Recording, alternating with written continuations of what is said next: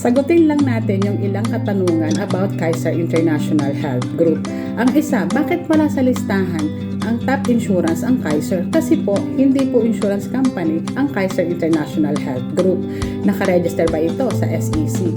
Yes, nakaregister ito sa SEC as a healthcare provider. Hindi mo siya mahahanap sa listahan ng mga top insurance company dito sa Pilipinas dahil ang Kaiser International Health Group ay isang HMO or Health Maintenance Organization.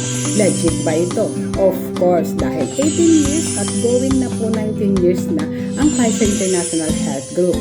At ano ba itong Kaiser 3-in-1 Saving Program? Para ba yung bangko na mag-iipon ng pera dyan tapos withdraw? Hindi po. Ito po ay isang long-term healthcare saving plan na kung saan 7 taong ka lang po mag-iipon. At ito po ay iyong papalaguin. Ibig sabihin, the best time for you to withdraw o kunin yung pera mo dito sa Kaiser Saving Plan ay upon maturity, which is on the 20th year.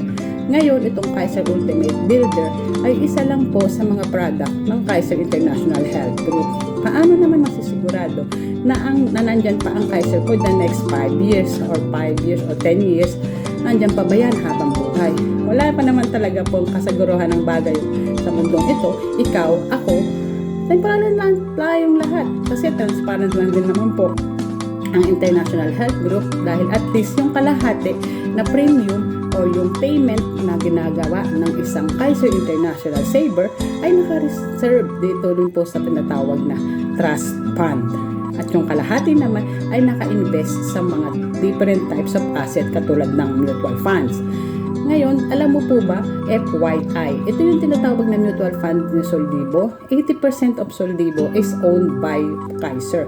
Kaya nga ikaw, kung nais mo na meron kang healthcare at meron ka na ring saving at meron ka na ring a little bit of their life insurance, na bagay po sa iyo ito, itong 3-in-1 na saving program na tinatawag na Kaiser Ultimate Healthcare Builder. Pwede ba akong kumuha ng Kaiser kahit 62 years na ako? Hindi na po pwede. Dahil itong Kaiser 3-in-1 na tinatawag natin ay hanggang 60 years old lang ang pwedeng mag-apply. At ang starting age para magkuha nitong Kaiser Saving Plan ay 10 years old. Meron akong sakit, i-cover ko ba agad ng aking sakit pag nag-apply ako?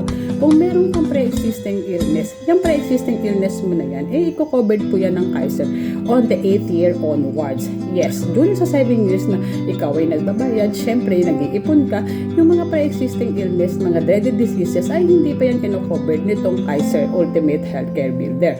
Bakit? Kasi po kung i-cover yan, hindi na kailangang i-market pa ng Kaiser yung product nila. Bakit?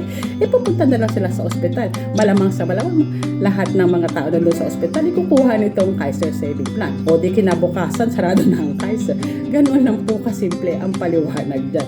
Lahat naman ng mga long-term healthcare plan or yung siyempre yung mga company ng healthcare na nag-o-offer ng mga long-term healthcare ay hindi nila yan pino-covered agad-agad yung mga pre-existing illness. Ito po ang tandaan natin. Isa sa ang healthcare na dapat mong kunin habang hindi mo pa gagamitin. Siyempre, kunin mo na habang hindi pa kinakailangan. The moment na kakailanganin mo na, hindi ka naman mong problema kung saan ka kukuha ng pera. Dahil ang gawin mo, i-present mo lang yung health card mo. Kapag natapos pa yung 7 years na pag-iipon sa Kaiser, ay pwede ko nang kunin yung pera. Well, pwede.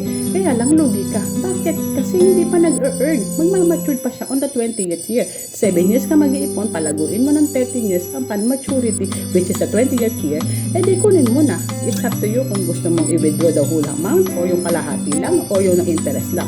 Ay, ang tagal naman ng 20 years, buhay pa kaya ako noon? Hindi ko alam. Ikaw, alam mo ba kung buhay ka pa? Diba, no one knows. Kung buhay ka pa, mapapakinabangan mo kung meron kang retirement fund. Kung hindi naman, mapapakinabangan ang mga mahal mo sa buhay.